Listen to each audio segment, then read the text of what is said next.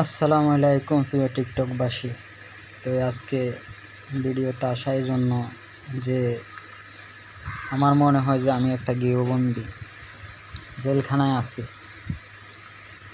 হায়রে ভাই,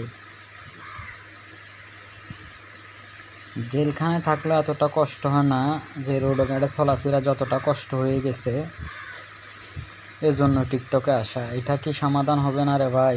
দেশের কি অবস্থা, এখন রোডে উঠলে আমাদের অনেক রিস্ক। তাই বলে ছেলে মেয়ে নিয়ে করে বসে থাকাটাই মনে হয় বেটার।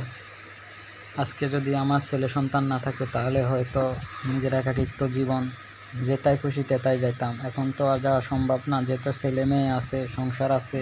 এটা আমার মেয়ে, এটা আমার ছেলে। তো এই দুইটা ছেলে মেয়ে যদি আমার কিছু হয়ে যায়, আমার ছেলে মেয়েগুলোকে কে দেখবে? এই চিন্তা করে আজকে দীর্ঘ